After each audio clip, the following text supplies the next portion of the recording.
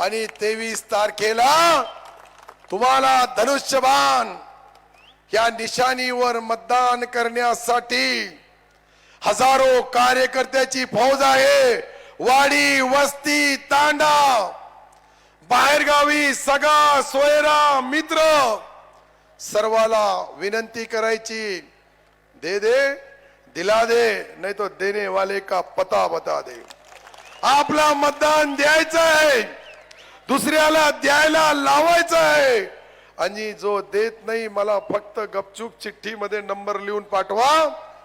माझ्याकडे मी रामबाण औषध आहे, कोणत्याही रोगावर कोणत्याही पेशंटला चालणारा औषध आहे। आणि मग त्याचा काय करायचं, त्याला दवा पाहिजे का इंजेक्शन पाहिजे का गोळ्या पाहिजे, डॉक्टर साहब क्या सलाइन लगती है या फिर उसका एंजियोग्राफी करना है, एंजियोप्लास्टी करना है या उसका बायपास करना है, उसके भी काम कर दिया जाएगा। हे जे मी बोलू लागलो, मी करतो म्हणून इतके हजारो लाखोच्या संख्येने लोक येतात।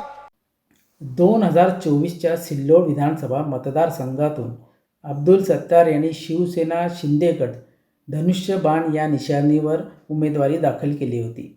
18 नोव्हेंबर 2024 मध्ये अब्दुल सत्तार यांनी शेवटचे जे निवडणूक प्रचार सभा असती त्या प्रचार सभेमध्ये त्यांनी सिल्लोडच्या मतदारांना खुलेआम धमकी दिली होती।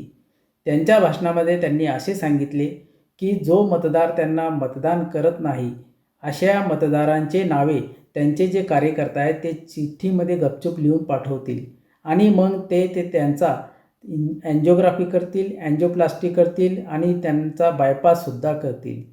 या धमकीपूर्ण भाषणावर मी निवडणूक अधिकारी सिल्लोड यांच्याकडे तक्रार दाखल केली होती।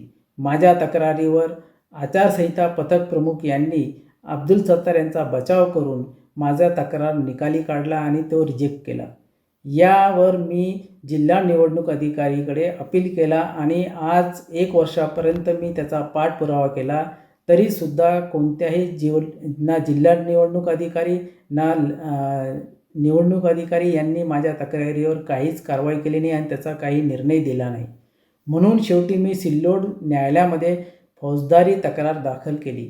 मी प्रायव्हेट कंप्लेंट पार्टी इन पर्सनमध्ये कलम भारतीय नागरी सुरक्षा संहिता 223 उपकलम 1 या अंतर्गत तक्रार दाखल केल्यामुळे न्यायालयाने 16/1/2026 रोजी अब्दुल सत्तार आणि जिल्हा निवडणूक अधिकारी जे कलेक्टर दिलीप स्वामी आहेत त्यांना आणि निवडणूक अधिकारी लतीफ पठाण जे आता SDM आहेत आणि आचारसंहिता पथक प्रमुख आहिरे यांच्या या चौघांविरोध न्यायालयाने नोटीस काढली आहे।